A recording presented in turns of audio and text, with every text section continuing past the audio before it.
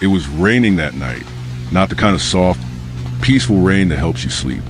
No, this was the kind that rattled against the windows, the kind that made you second-guess every shadow, every sound outside. I still remember the smell of wet asphalt, the way the water pooled beneath the flickering streetlights, and that uneasy chill that seeps into your bones when the night feels wrong. And maybe you felt it too, that sudden awareness when a storm is pounding outside, and the world feels different, almost suspended, like something is waiting for you in the darkness. Tonight, I want you to stay with me until the very end, because what I'm about to tell you still haunts me to this day. If you've ever been alone on a stormy night, you know the rain doesn't always cover sounds you don't want to hear. I was 23 back then, living in a rented two-story house at the edge of town. It wasn't much, the kind of place where the floors creaked no matter how lightly you stepped, and the smell of damp would never truly faded. But it was affordable, and I shared it with a roommate, which made it manageable. That weekend, though, he was away visiting his family, leaving me completely alone. Normally, solitude didn't bother me, but storms make solitude heavier. The silence between thunderclaps stretches on forever, and every creak of the house feels louder. I tried to distract myself with the television, but the static kept cutting in with each lightning flash. Eventually, I gave up and switched it off, settling for scrolling through my phone under the warm glow of a single lamp. That's when I heard it. At first, I thought it was just a storm, a subtle sound beneath the pounding rain. But no, it was too deliberate. 3 knocks, slow, hollow. My breath caught. The sound hadn't come from the front door, and it wasn't on the thin walls of the living room either. No, it had come from above me, from my bedroom window. Here's the thing.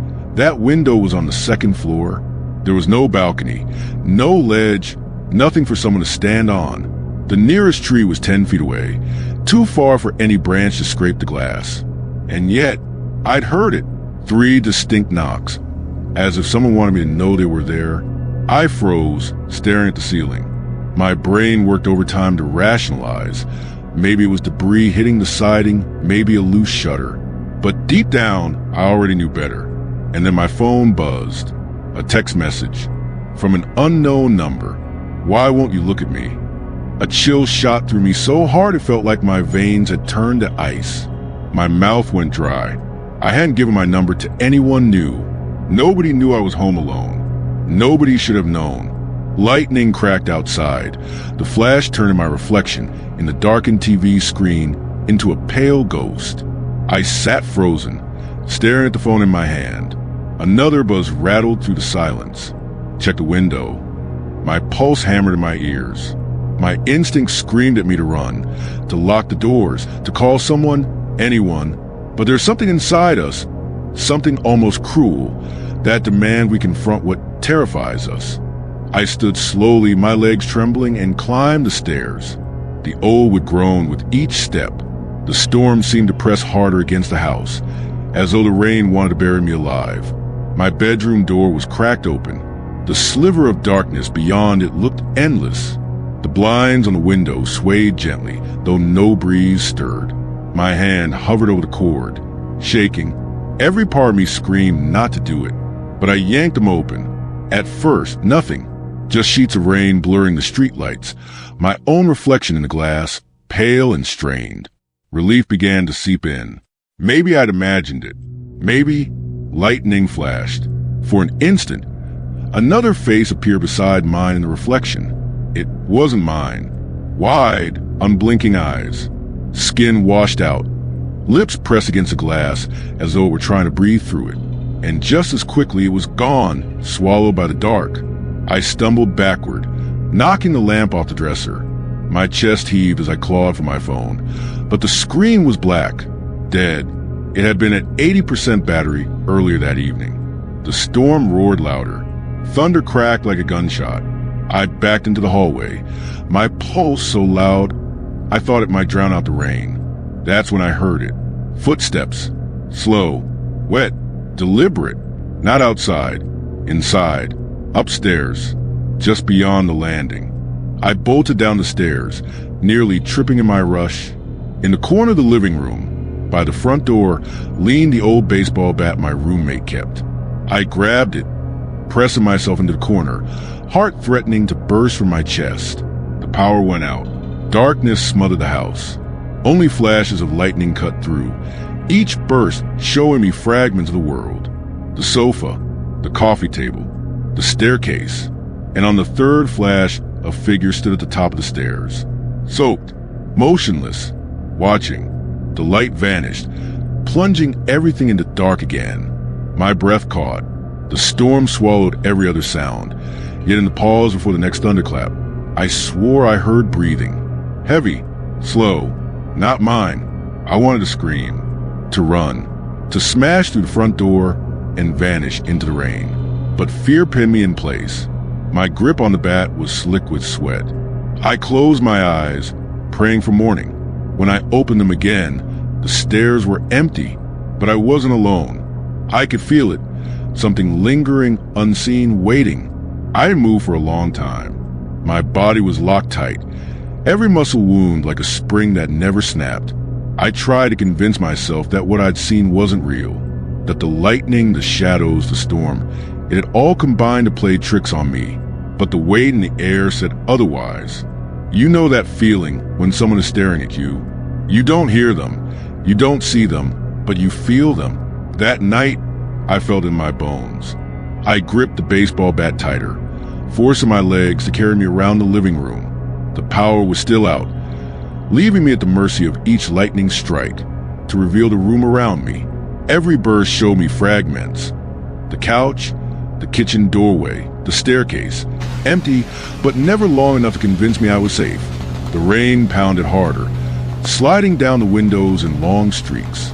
My heart was beating so fast that my chest physically hurt. I needed to know if the doors were locked. That was my only chance at control. I edged toward the front door. My hand reached for the bolt. Still locked. I turned to check the back door in the kitchen. That one was locked too. Relief began to wash over me, thin and fragile, but it was there. If everything was locked, then maybe it hadn't been real. Maybe, and then, from upstairs, I heard it, the creak of a floorboard. I froze. My throat burned as my breath caught. The sound had been soft, but deliberate. The sound of weight shifting on old wood. And then another creak, slowly, steadily, moving across the upstairs hallway. I wanted to scream. Instead, I pressed my back to the cold kitchen counter, holding the bat up like it would save me. The storm boomed again, drowning out everything for a moment, but when the thunder faded, I heard something else. A voice. It wasn't loud. It wasn't angry. It was worse. It was soft, almost playful. It whispered my name. The air drained from my lungs. My name, spoken in a voice I didn't recognize, drifting down the staircase like smoke. I bolted. Not out the door, I don't know why. Fear doesn't always make sense. I darted back into the living room, pressing into a far corner like distance would save me. My knuckles ached from clenching the bat so tight. Lightning split the sky again. In that flash, I saw the staircase clearly, empty, but when the darkness closed in, I swore I could hear the whisper again. This time closer. Then my phone buzzed. I nearly dropped the bat in shock. I fumbled for it in my pocket, hands shaking, and when the screen lit up, my stomach dropped. Another message. Same unknown number. I'm inside. The screen flickered, then went black again. Dead. I almost laughed. It was a horrible, broken sound that didn't feel like it came from me. Trapped in a powerless house. Storm raging. Something moving above me. And now I didn't even have a working phone. I don't know how long I stayed there, pressed into the corner, waiting for something to happen. The house groaned with the weight of the storm. I thought I heard footsteps above me, moving slowly from one end of the hall to the other. Sometimes they stopped right above where I sat, and I'd hold my breath until my vision blurred. Minutes felt like hours. My eyes burned from trying to pierce the dark. Every time the lightning flashed, I expected to see a figure right in front of me, reaching out. But the living room stayed empty. Empty, except for the shadows that didn't seem to match. Then came the knock. Not from the window this time. Not from upstairs. From right behind me. 3 slow knocks, rapping against the wall I was leaning on. I jumped so violently that I slammed into the coffee table, knocking a stack of magazines to the floor. My chest was heaving, my heart ready to tear itself apart. I spun around, staring at the wall. It was solid plaster, nothing on the other side but the empty night. The storm roared again, louder, like it was feeding on my panic. I couldn't stay there. I had to move. Staying still felt like waiting to die. I forced myself up, every muscle trembling, and crept toward the staircase. If something was in the house, I had to know. I had to face it, or the waiting would kill me. The first step moaned under my weight. I froze, listening. Nothing. Another step. Another. Slowly, painfully, I made my way up, each thunderclap pushing me forward. At the top of the stairs, the hall stretched out, darker than it had ever looked before. My bedroom door was wide open. The shadows inside looked alive. I took a step forward, and then another. The bat felt useless in my hands, like I was carrying a toy. When I reached the doorway, I stopped. My room was empty, completely empty. The blinds were drawn, the bed unmade, nothing out of place. Relief surged through me so hard I nearly sobbed. And then I looked at the window. There, streaked down the glass, were 3 long smears. Handprints, pressed from the outside, too high for anyone to reach. I backed away, heart pounding, whispering, "No, no, no." Under my breath, I didn't hear the footsteps behind me until it was too late. The boards creaked. I spun, bat raised, lightning flooding the hallway, and for the briefest instant I saw it. A figure, drenched, skin pale and stretched too tight, eyes black and bottomless, standing not 5 feet away. And then the light was gone. Darkness again. I swung the bat wildly, screaming, but hit nothing but air. Silence. Only the storm. Only the storm. The storm hadn't let up. If anything, it had gotten worse. Sheets of rain hammered the roof. The windows groaned under the weight of the water, and the thunder rolled like some monstrous drumbeat. I sat frozen on the couch, every light in the house blazing. My phone clutched so tightly in my hand my knuckles ached. I wanted to leave, to run out into the storm, but something about the silence inside the house felt even more dangerous than the chaos outside. And then the silence broke, not with thunder, not with rain, but with a faint, deliberate creak of a floorboard upstairs. I told myself it was the house shifting, the wood expanding from the damp, but deep down I knew better. I'd heard that sound before. Footsteps, slow, measured, like someone careful not to be noticed. Except now, they weren't muffled by distance. They were moving, closer. I forced myself up, legs trembling, and stumbled toward the kitchen where a drawer full of utensils sat waiting. My hand shook as I pulled out a knife. Not much of a weapon, but in that moment, it felt like a lifeline. I gripped it tightly, holding my breath, listening. Another creak, then another. Whoever, or whatever, was upstairs wasn't hiding anymore. They wanted me to hear them. "Who's there?" I yelled, my voice cracking in the middle. The sound was swallowed instantly by the rain, by the booming thunder, but the footsteps didn't stop. For a long moment, there was nothing. Then came the sharp sound of something dragging across the floor above me, like furniture scraping wood. It was heavy, slow, deliberate. My stomach turned. I couldn't just sit there. My survival instinct screamed at me to move, to do something before whatever was up there came down. So, gripping the knife, I climbed the stairs, each step creaking beneath my weight, each shadow seeming to stretch longer under the dim hallway light. When I reached the top, the house fell still. No footsteps, no scraping, just silence. I was holding my breath, so hard my chest burned. I forced myself down the hallway toward my bedroom, the place I'd last seen that figure in the reflection. The door was half shut, just the way I'd left it, with a trembling hand. I pushed it open. The room was empty. Nothing but the flicker of the streetlight through the rain-smeared window. My bed was unmade, the covers tossed as if in a hurry, but that was it. No intruder, no shadow, and then, behind me, a whisper. It wasn't words, more like a sigh, soft and cold, brushing against the back of my neck. I spun around, knife raised, but the hallway was empty. Every light still on, every corner still lit. Empty. I don't remember dropping the knife, but I must have, because when the lights suddenly flickered and went out, I found myself clawing at the walls with empty hands, desperate to find a switch. The darkness was absolute, suffocating, broken only by the faint glow of lightning through the curtains. And in that strobe of pale blue light, I saw them. Not one figure, not two, but several, standing at the end of the hall, their outlines tall and twisted, their heads tilted as if studying me. The thunder boomed, the light vanished, and when the next flash came, they were closer. I stumbled backward into my room, slamming the door shut, heart pounding so violently it felt like it might burst. I shoved a chair under the handle, though I knew it wouldn't matter. Whatever those things were, I doubted a flimsy lock could keep them out. The rain pounded harder. The wind howled against the siding, and somewhere in that storm, beneath the sound of the world falling apart, I heard the knock again. Slow, heavy, on my bedroom door. "Let me in," a voice whispered. It was distorted, like someone speaking through a broken speaker, warped and wrong. "Let us in."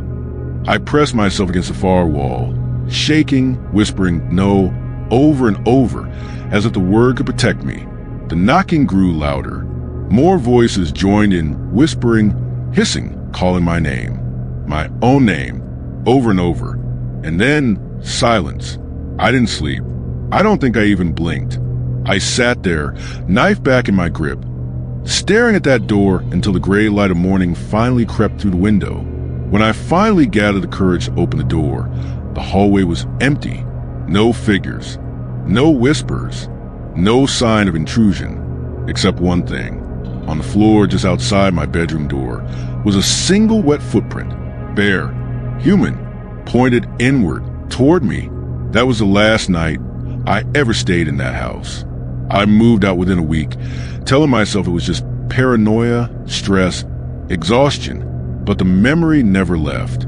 That whisper, that knock, that single footprint, they follow me. Even now, years later, when the storm rages outside and the rain drums against the glass, I can feel it. And sometimes when the thunder crashes and the lights flicker, I swear I hear it again, soft, slow, patient. That knock. So if you're watching this right now, sitting alone in your room while the storm beats against your window, do me a favor. Don't ignore the shadows. Don't dismiss the sounds. And whatever you do, don't open the door when the knocking begins, because you never know who or what is asking to come inside. And if you made it with me this far, through the storm and the shadows, thank you. Tell me what you think this was. A haunting? A warning? Or something far worse? Let me know your opinion, because I'm still searching for answers. And if you've ever had a night like this, where the rain wasn't enough to hide what was really outside, share your story. You never know who you might save. Stay with me, because the next story might just leave you looking twice at your own window when the rain falls again. It was supposed to be nothing more than a road trip, a simple, carefree drive through the countryside with my best friend Liam. We just finished our final exams at university and wanted to celebrate the beginning of summer with one of those trips where the windows stay down, the music plays too loud, and the world feels endless. We hadn't even picked a real destination, just a map, a tank full of gas, and a vague idea of heading north until something caught our eye. The first 2 days were perfect. We stayed at cheap roadside motels, laughed at our terrible playlists, and ate greasy diner food at 2 in the morning. The kind of memories you know will stick with you forever. But on the third night, things changed. We'd been driving for hours down an isolated stretch of highway. The sun had set hours ago, and the road seemed endless, winding between thick woods and rolling hills. Our GPS had stopped working sometime earlier, leaving us with only paper maps and road signs that grew less frequent as the night deepened. Around midnight, Liam spotted something ahead, what looked like the flicker of lights through the trees. "Finally," he said, stretching in the passenger seat. "Civilization." We pulled off onto a narrow road, one of those lanes barely wide enough for 2 cars, lined with towering trees that seemed to close in around us the farther we went. After about 10 minutes, the trees parted, revealing a small town nestled in a shallow valley. At first glance, it looked normal. A main street lined with shops, a diner with a glowing neon sign, even a gas station. But as we rolled down the hill and into the town proper, I felt something shift in the air. It's hard to explain. It was like the silence here had weight, pressing against car windows, muting even our own voices. We parked near the diner, eager to stretch our legs and grab food. The sign above the door buzzed faintly, casting a sickly green light onto the cracked pavement. I pushed open the door, expecting the usual diner scene. Waitresses with tired smiles, the smell of frying bacon, the clink of cutlery. Instead, the room was empty. The lights were on, every booth neatly arranged, menus stacked at the counter. But there wasn't a single soul inside. Not a cook, not a customer. Nothing. Maybe it's late? Liam muttered, checking his phone. But of course, we hadn't had service in hours. He rapped his knuckles on the counter, calling out, "Hello? Anybody working tonight?" The silence that followed was so complete it made my skin crawl. We didn't linger. Something about that place felt wrong, as if we were intruding. Back outside, we tried the gas station across the street. Same story, lights on, shelves stocked, but no attendant, no customers. Just that oppressive silence. We stood in the middle of the street then, turning slowly in a circle, and that's when I realized what was truly off. The town was frozen. Cars sat parked along the curb, but no engines idled, no headlights shone. Storefronts glowed faintly with fluorescent lights, but no figures moved inside. And the houses, we could see them lining the side streets, curtains drawn, porches lit, but no laughter, no TVs, no barking dogs. Nothing. It was a ghost town, but one that looked like everyone had just stepped out a moment ago. Liam laughed nervously. Try and shake it off. Okay, this is officially creepy. Let's just find a hotel and crash for the night. Maybe everyone's already asleep or something. We found one at the edge of town, a squat building with peeling paint and a neon vacancy sign that flickered in the dark. The front desk was empty when we walked in, but the bell on the counter rang when Liam pressed it. For a moment, I thought no one would come. Then, from a back room, a man appeared. I use man loosely. He looked human enough, tall, gaunt, wearing a threadbare suit, but something about him was wrong. His skin was pale in a way that reminded me of candle wax, and his eyes never quite settled on us. They drifted, unfocused, as if looking just past us instead of at us. "You need a room?" he asked, his voice flat like a recording. We hesitated, but exhaustion won out. "Yeah," I said, "just for the night." He slid a key across the counter without asking for payment, his hand cold and clammy when it brushed mine. Then, without another word, he turned and shuffled back into the shadows of the office, leaving us standing alone. Our room was on the second floor. The hallway carpet was stained, the wallpaper peeling, but at least the room itself was clean enough. 2 beds, a small TV, a single lamp that buzzed when we turned it on. Liam flopped onto the mattress with a groan. "I don't care how weird this place is. As long as I get some sleep, I'm good." But I couldn't relax, not with the silence pressing in on us. Thicker here than it had been outside, not with the memory of that man's empty eyes still burned into my mind. I kept the curtains open, staring out into the town below.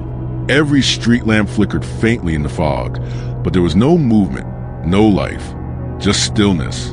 And then, around 3 in the morning, I saw them. Figures, walking down the main street. At least a dozen of them, maybe more. They moved slowly, all in the same direction, their heads tilted downward as if searching the ground. Their clothes were outdated, some of them tattered, and their movements were stiff, unnatural, like puppets on tangled strings. I froze, heart hammering. Liam was asleep, his steady breathing filling the room, but I couldn't tear my eyes away. The figures stopped in the middle of the street, all at once, as though they shared a single mind. Then as one, they turned their heads upward, toward our window. Even from a distance, I could feel the weight of their gaze. Their faces were pale, features indistinct in the fog, but their eyes glowed faintly, like embers buried under ash. I ducked away from the glass, dragging the curtains shut, pulse racing so hard I thought I might faint. For long minutes, I sat there in the dim buzz of the lamp, listening for footsteps, for movement, for anything. But the silence returned. By morning, the town looked normal again. Empty but calm. Liam laughed off my story, teasing me for hallucinating after too little sleep. But I knew what I'd seen, and deep down, I knew we should have left right then. But we didn't, and that was our mistake. The next day began deceptively normal. Sunlight streamed through the thin curtains, painting the motel room in a washed-out glow. For the first time since arriving, the silence seemed less heavy, though it was still unsettling in its own way. I tried to convince myself that what I'd seen the night before had been nothing more than exhaustion playing tricks on my mind. Shadows and fog. Perhaps, maybe even a dream I couldn't quite separate from reality. But the memory of those glowing eyes lingered.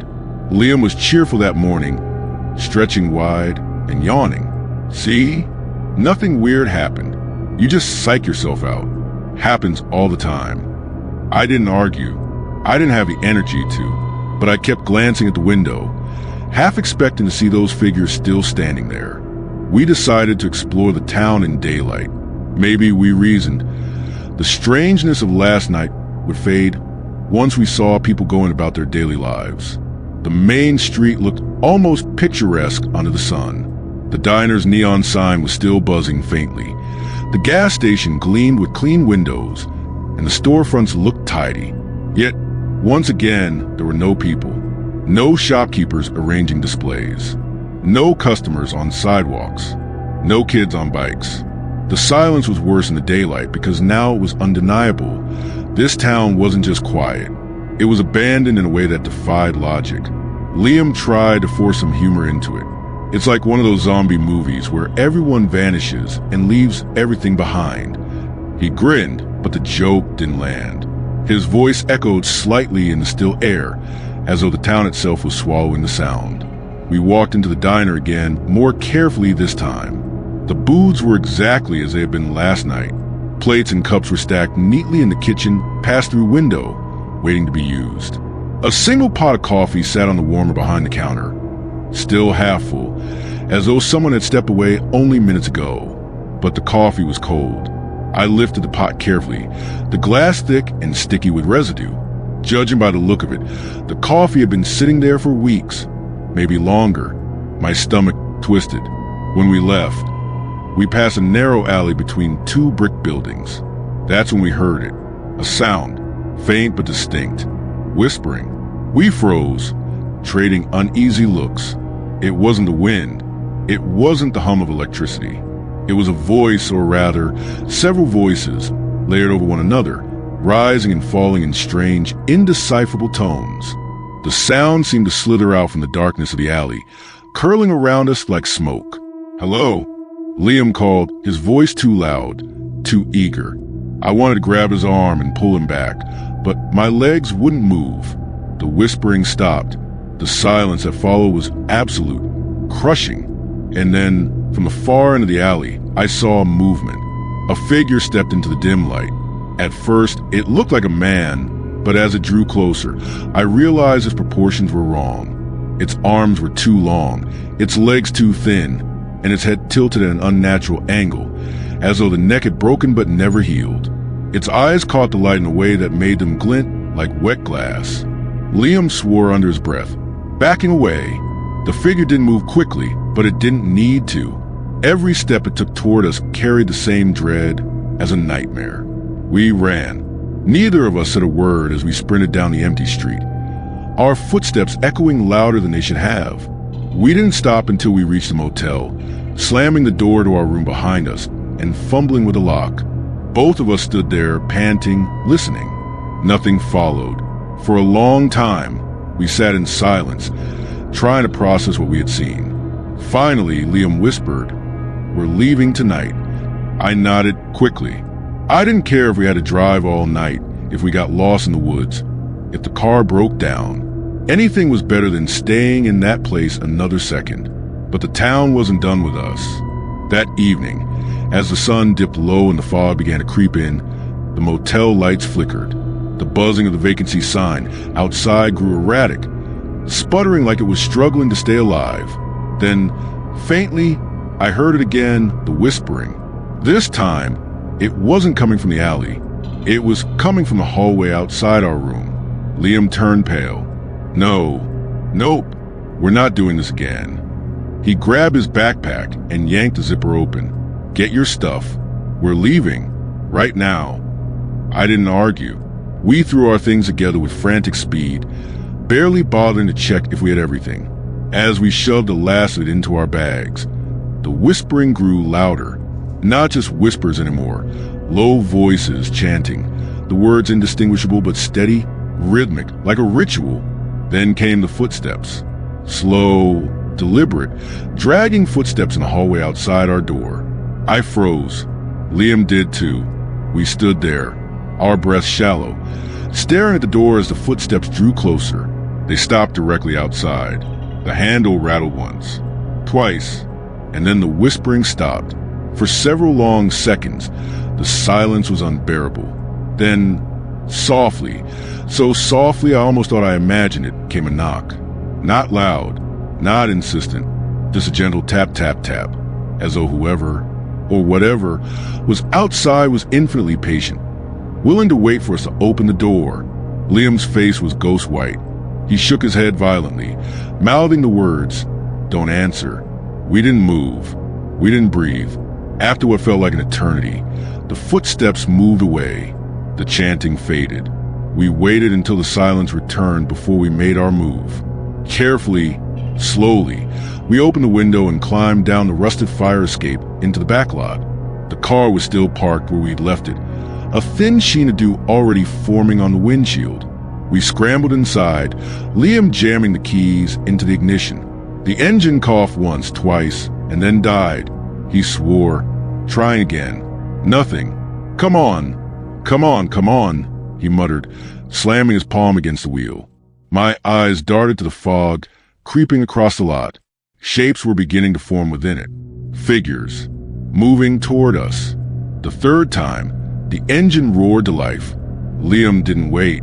He slammed the car into gear, tires squealing, as we shot out a lot and down the main street.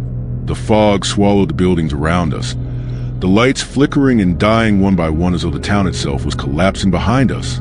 For a moment, I thought we were free. But then, in the rear-view mirror, I saw them. The figures, dozens of them, maybe more, spilling into the street, their glowing eyes fixed on us. They didn't run, didn't chase, but the sight of them standing there as the fog thickened sent ice into my veins. We didn't stop driving until the town vanished behind us, swallowed completely by the mist. But even as the road stretched ahead, empty and unfamiliar, I knew the story wasn't over, because the whispering hadn't stopped. It was faint, buried beneath the hum of the engine, but I could still hear it. Following us, the road ahead felt endless. For hours, Liam and I drove in silence, the headlights cutting a narrow path through the dark wilderness. Neither of us dared to look back. The fog had finally thinned, leaving only the empty road and the black silhouettes of trees stretching forever on both sides. But the whispers didn't leave. They lingered, low and constant, woven into the hum of the car engine and the hiss of the tires on asphalt. Sometimes it sounded like a single voice, calm and deliberate. Other times it was a chorus, dozens speaking at once, overlapping until it felt like my skull was vibrating with their words. I pressed my palms against my ears, but the sound didn't fade. It wasn't coming from outside. It was inside. "We'll stop at the next town," Liam muttered, his voice raw, shaky. "Gas up, call for help, whatever. Just anywhere but here." But there was no next town. Mile after mile, the road stretched on without signs, without intersections, without landmarks. Our GPS was useless. It flickered between no signal and a blank gray map, as though we weren't even on a road that existed. I checked my phone. No service. The longer we drove, the more wrong everything felt. The trees looked too uniform, repeating in unnatural patterns like a looping background in an old cartoon. The lines painted on the road seemed to bend and ripple when I stared at them too long, and the whispers were growing louder. At one point, Liam slammed the brakes. The car screeched to a halt, and my seatbelt cut into my shoulder. "Did you hear that?" he asked, eyes wide. It wasn't just whispers anymore. It was laughter. Faint, echoing laughter from somewhere just beyond the trees, carrying through the night air like it had been waiting for us to stop. Neither of us spoke. Liam slammed his foot down and we sped off again, but the laughter followed. By dawn, exhaustion was eating at us. My eyelids felt heavy, my chest tight from the constant adrenaline. The road hadn't changed. Still the same dark trees, the same smooth asphalt, the same absence of anything resembling civilization. And then finally, a sign, a battered green highway marker, appeared on the side of the road. Relief flooded me as I squinted to read it. Colebrook, 2 miles. I sat up straighter. There, a town. We're almost out. Liam grinned weakly, shaking his head like he couldn't believe it.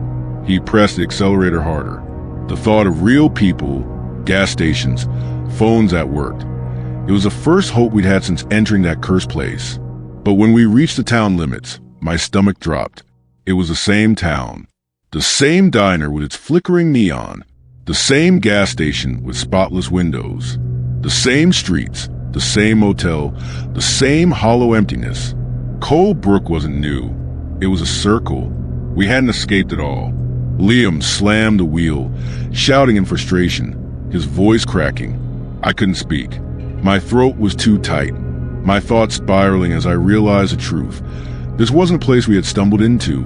This was a trap, and we were already caught in its loop. We pulled into the gas station, desperate. Maybe something would be different. Maybe we'd missed something before. Inside, the air was stale, but this time it wasn't empty. A man stood behind the counter. For a moment, I couldn't move. He looked ordinary enough, middle-aged, wearing a faded uniform shirt, wiping at the counter with a rag. But the way he moved was wrong. Too stiff, too slow, like he was forcing his body into a shape it didn't belong in. His head didn't quite line up with his shoulders, and his smile came too wide, too quickly. Morning, he said cheerfully, though his voice was flat, as if the word meant nothing to him. Liam and I exchanged terrified glances. Our car, Liam stammered. It's running low. We need gas. And directions. Out of here. The man's smile never faltered. Out. Yes. The highway. The nearest real town. Anything. For a long, awful moment, the man just stared. Then he leaned closer across the counter, his voice dropping into a whisper that didn't match his earlier tone. You're already here. The words sent a shiver straight through me. The whispers began again, louder now, swelling from the walls, from the floor, from the very air. I staggered back, clutching my ears. Liam grabbed my arm, yanking me toward the door. We bolted outside, but the world had changed again. The fog was back, thick and suffocating. The shapes within it were waiting. Dozens of figures, their glowing eyes fixed on us, their limbs twisted at impossible angles. They weren't rushing. They didn't need to. They were closing in slowly, steadily, with the patience of predators who knew their prey had nowhere to go. Liam fumbled with the car keys, shouting for me to get in. I obeyed, slamming the door shut just as one of the figures reached the edge of the lot, its face pressed against the window, and I realized its features weren't solid. They shifted and blurred, like smoke struggling to take shape. The whispers were deafening now, filling the car until it felt like they were inside my skull. Liam turned the key and the engine roared. He floored it, the car lurching forward, plowing through the fog. The figures didn't chase us this time. They simply watched as we fled, their glowing eyes burning in the mist until the town disappeared behind us once again. Hours later, maybe days, I couldn't tell anymore, we finally saw a familiar landmark, a highway exit sign, a real one. This time, when we followed it, the world shifted. The trees grew sparse. The fog dissolved, and a strip of morning sunlight broke across the horizon. My phone buzzed with notifications, bars of service blinking to life. We screamed with relief, laughing hysterically, not caring how unhinged it sounded. We had made it out, or so we thought. It's been 3 years since that night. We never spoke about it again. Not really. Liam refuses to. Anytime I bring it up, His face shuts down, his eyes glaze over, and he mutters something about not remembering. But I remember every second. And sometimes, late at night, when the world is quiet, I hear it again. The whispering, faint at first, hidden under the hum of the refrigerator or the rustle of the wind. But it grows louder if I listen too long. Sometimes, I catch a glimpse of them in reflective surfaces, glowing eyes in the background of a window, a shadow moving where there should be none. And last week, when I came home from work, there was a knock at my door. Soft, patient, tap, tap, tap, just like before. I didn't open it. But I know one day I won't have a choice. Because once you've entered that town, you never really leave. Some places are dangerous not because of the people who live there, but because of the silence that surrounds them. Tonight's final story comes from a fisherman who swore he would never set foot on the water again. He told his account in fragmented sentences, often pausing as though listening for something behind him. I pieced together his words carefully, and I want you to listen closely, because once you hear it, you might think twice before ever boarding a boat again. And before we start, if you enjoy these deep dives into terrifying true tales, make sure to subscribe and turn on notifications. That way, you won't miss the next nightmarish story that might just keep you awake long after the video ends. Now let's begin. His name was Carlos. He grew up near the coast, in a small town that relied on fishing the way lungs rely on air. Everyone worked the sea, either dragging nets or hauling traps. For Carlos, the water was freedom. He would spend hours alone in a small wooden skiff, letting the salt spray sting his skin, listening to the gulls overhead. But one night, everything changed. Carlos told me it was mid-September when he went out farther than usual. The weather was calm, the tide favorable. He was in his early 20s then, cocky and restless. His friends were at a bar, but he wanted solitude, the thrill of chasing something bigger than himself. He was after swordfish, dangerous prey for a lone fisherman, but he wasn't afraid. At least, not at first. By dusk, he realized he'd gone miles offshore. The shoreline had shrunk into a faint outline, and the sky had shifted into that deep indigo that comes just before full nightfall. He decided to cast his lines one more time, promising himself he'd head back soon. That's when the silence came. If you've ever been on the ocean, you know it's never truly quiet. The water laps, gulls squawk, the wind hums. But Carlos said it was like someone had pressed a mute button on the world. No waves, no wind, not even the creak of his boat. Just silence. And then the knock. Tap, tap, tap. From underneath his boat, Carlos froze, staring down at the wooden planks beneath his feet. At first, he thought it was driftwood or debris, but the knocking came again. Tap, tap, tap. 3 beats. Measured, deliberate. He leaned over the edge, peering into the dark water. Nothing but blackness, so deep and heavy it seemed alive. He waited, heart hammering. Then something brushed against the hull, hard enough to rock the skiff. The silence ended, not with gulls, not with waves, but with whispering. Carlos said it didn't sound like a voice carried across the water. It was inside the air itself, coiling around him, soft, unintelligible syllables that slipped through his ears and burrowed into his skull. He nearly reeled in his line right then, but something kept him still, something curious, something reckless. He told himself it was a big fish, maybe tangled in the boat. He grabbed a lantern, lit it, and lowered it toward the surface. That's when he saw them. Not fish, not debris. Hands.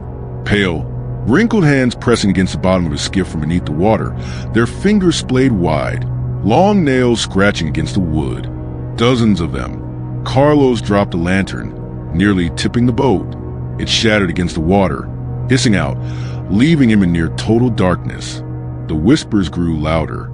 He scrambled to start rowing, each stroke clumsy, frantic. The boat lurched forward, but every few feet, something struck against it from below. Not like a single creature. It was as though the sea itself wanted to keep him there.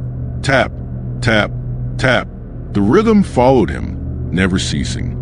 Carlos rowed until his arms burned, until the stars wheeled overhead, and his hands blistered on the oars. Still, the horizon never changed. There was no land, No lighthouse, only endless black water, and the whispers and those knocks beneath the boat. At one point, he dared to glance down again. That was when he saw their faces, pale, bloated, floating just beneath the surface. Eyes open, mouths moving in perfect unison with the whispers in his head. There weren't dozens anymore. There were hundreds, men, women, children, all staring up at him. Their hands grazing the hull, their expressions caught between pleading and fury. Carlos screamed, rowing harder, salt spray mixing with tears he didn't remember shedding. Hours passed, though they felt like days, until the first hint of gray touched the horizon. Gone. The moment that faint light spread across the water, the whispers stopped. The faces sank into the depths, gone in an instant. And just like that, the sound of gulls returned. The waves lapped gently against the skiff. The world had reset, as if nothing had happened. Carlos drifted into shore sometime mid-morning. His boat was covered in scratches, long grooves gouged deep into the wood. But no one believed his story. They told him it was exhaustion, a trick of the sea, maybe even alcohol. He never touched a fishing boat again. But that wasn't the end. Carlos admitted something he hadn't told anyone else. The knocking never left him. Sometimes at night, lying in his bed miles from the shore, he hears it again. Faint, patient. Tap, tap, tap. He swears that when it starts, the air in his room grows heavy, damp, like seawater filling his lungs. He's convinced the ocean marked him that night, claimed him, and that one day when he least expects it, those hands will pull him back. Carlos thought leaving the sea would save him. He sold his boat. He got a job at a repair shop inland, fixing engines and patching rusted frames. He refused even to eat seafood, turning away when his family brought fried fish to the table. For a while it almost worked, but silence doesn't forget, and the ocean never lets go. The first sign came weeks later. He was walking home late, the streets of his small town empty, except for the flickering orange glow of the lamps. He carried a sack of groceries, humming to himself, when he heard it. Tap, tap, tap. He froze in his tracks. It wasn't coming from the ocean. It wasn't even faint. It was right beside him. He spun around, groceries nearly slipping from his arms. Nothing, just the stone walls of the houses, a shutter banging in the breeze. But the knocking came again, this time from the ground beneath his feet. Tap, tap, tap. He staggered backward, dropping the glass bottle that shattered across the cobblestones. The sound stopped immediately. The street was still, quiet. He told himself it was nothing, just nerves, just exhaustion. He forced himself to keep walking, but the feeling followed him home. That night he dreamed of the sea, only it wasn't the vast expanse he had once loved. It was a coffin of water, pressing it around him, squeezing the breath from his lungs. Pale faces surrounded him in the dark, their mouths moving, whispering, but he couldn't understand. He woke, gasping, his sheets soaked through, the sound of waves crashing in his ears though his home was miles from the shore. The dreams grew worse. Every night, he returned to the water. Sometimes, he was in his skiff again, the hands slapping the wood from below. Other times, he was submerged, weightless, suspended in blackness, hundreds of glassy eyes staring into him. He stopped sleeping. He stopped speaking much at all. And then came the smell. His sister was the first to notice it. Carlos, she said one afternoon, wrinkling her nose, "Did you spill something in here?" He hadn't, but she was right. The air in his small room was heavy with salt, briny, sour, as though the tide had crept in unseen. He scrubbed the floorboards. He opened the windows. Nothing worked. At night, it got worse. He swore he could hear the slow, steady drip of water, though no leak was ever found. His blankets grew damp by morning. Sometimes, when he woke in the dark, he was certain he saw water pooled across the floor, rippling with movement. But by the time he blinked, it was gone. Carlos's friends tried to help. They told him he needed rest. They told him to see a priest. So he did. Father Ignacio listened patiently as Carlos described everything. The whispers, the faces, the hands clawing at his boat. He expected the priest to laugh, to dismiss it. But Father Ignacio only nodded slowly. "You saw them," the priest said. Carlos frowned. "Them? The drowned," Ignacio murmured. "The ones who never came home. The sea does not forget its dead." Carlos left the church trembling. For a moment, he thought maybe the priest was exaggerating, trying to scare him back into faith.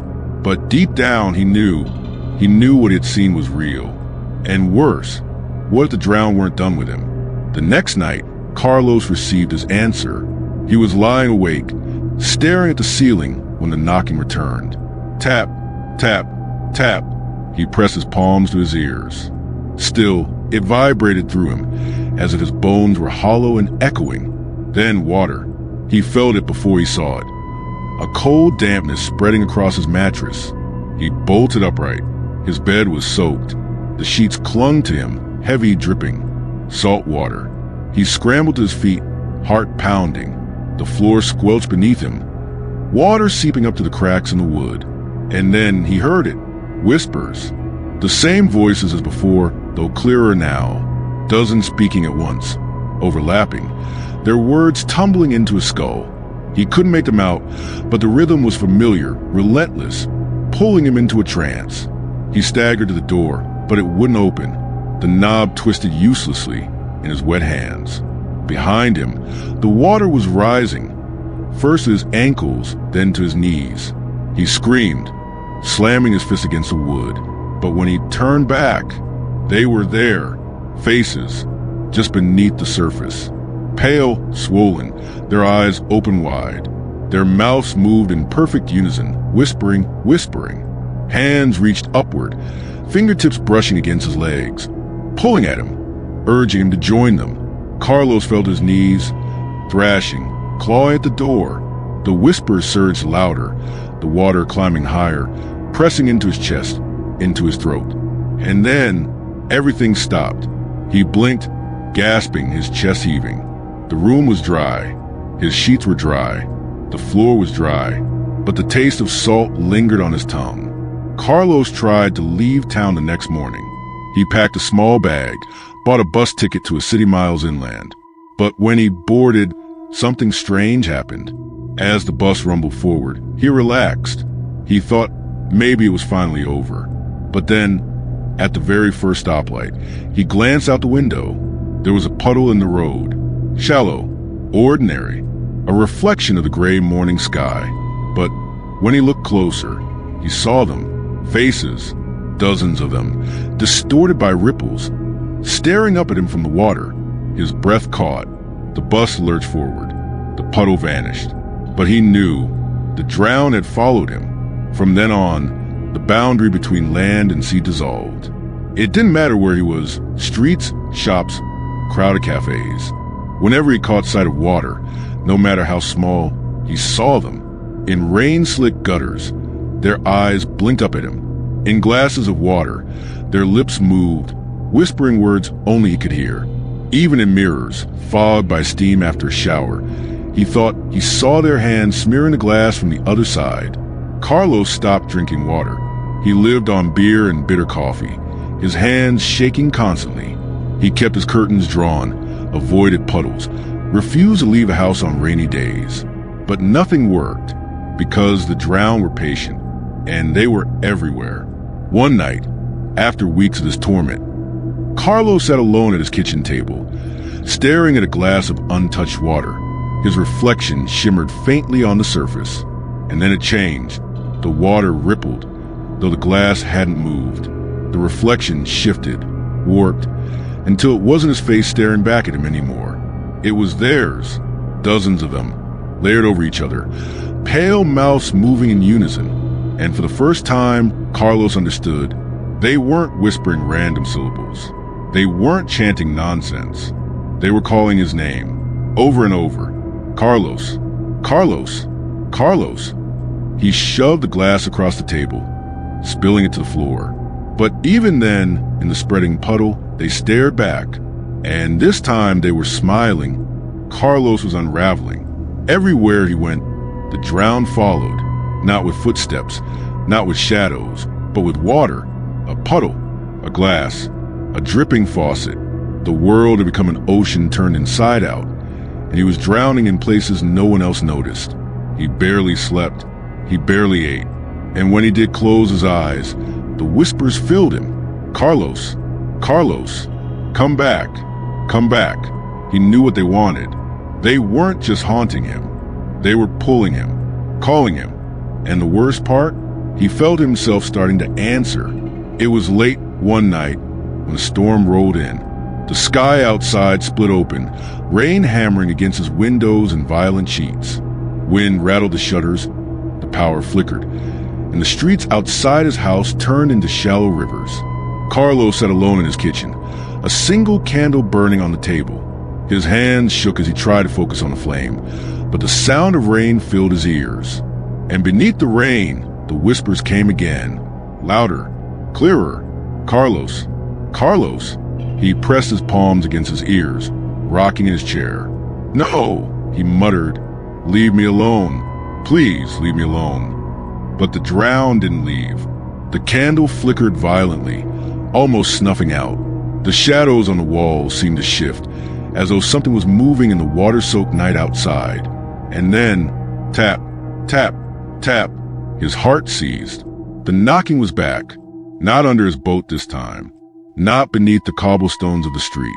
It was inside his house. Tap, tap, tap, slow, deliberate, echoing from the floorboard below. Carlos gripped the edge of the table, teeth chattering. He tried to convince himself it was a storm, the wind shaking the wood. But deep down he knew better. The drown had found a way in. The knocking grew louder. And then, without warning, the floorboards cracked. Carlos stumbled to his feet just as a dark, briny liquid bubbled up between the planks. Salt water. It spilled across the kitchen floor, carrying with it the unmistakable stench of sea. The candle sputtered, drowning in the rising tide. Darkness swallowed the room. And in that darkness, hands. Pale, swollen hands. Pushing up through the water, clawing at the air, clawing for him. No! Carlos screamed, backing against the wall. But the water kept rising, lapping at his ankles, his knees, his chest. He tried to wade toward the door, but it wouldn't budge. The knob was slick, useless in his shaking grip. The whispers roared all around him. Carlos, come back. Join us. And then one of the hands caught him. It clamped around his wrist with icy strength. Carlos thrashed, slamming his other fist down. But another hand grabbed his ankle, another his arm. Dozens of them pulled, dragging him toward the center of the room where the floor had split open, revealing not earth, not foundation, but black, endless water. He fought, screaming, his nails raking against the wood as he tried to hold on. But the drowned were stronger. Their grip was unyielding, their pale faces shimmering beneath the surface, eyes wide and unblinking. For a single, terrible moment, Carlos locked eyes with one of them. Its lips parted, and though water poured out, the word was clear. Home. And with that, they yanked him down. He plunged into freezing blackness. The world above disappeared instantly. No ceiling, no house, no storm, just the crushing cold of the ocean pressing against his chest, filling his lungs. Shapes move around him, dozens, maybe hundreds. The drowned, circling like sharks, their whispers now a deafening chorus inside his head. He kicked, thrashed, tried to swim upward, but there was no surface anymore. Just endless dark water in every direction. The drowned closed in. Their hands brushed against him, their faces inches from his own. Some smiled, their teeth broken and black. Others simply stared, their empty eyes glimmering like fish scales. Carlos screamed, but no sound escaped, only bubbles that swirled upward into nothingness. And then they began to pull him deeper. Down he sank, past ruined ships covered in moss, past anchors wrapped in seaweed, past skeletal remains tangled in nets, their jaws still open in eternal screams. The whispers grew softer now, almost soothing, almost welcoming. He realized with horror that he was no longer fighting. His arms had gone limp. His legs drifted uselessly. The weight of the ocean pressed in, and he felt tired. So tired. The drowned encircled him, forming a silent procession. Their pale arms cradled him, guiding him deeper into their world. He wasn't resisting anymore. And for the first time since it all began, the fear started to fade. Maybe this was easier.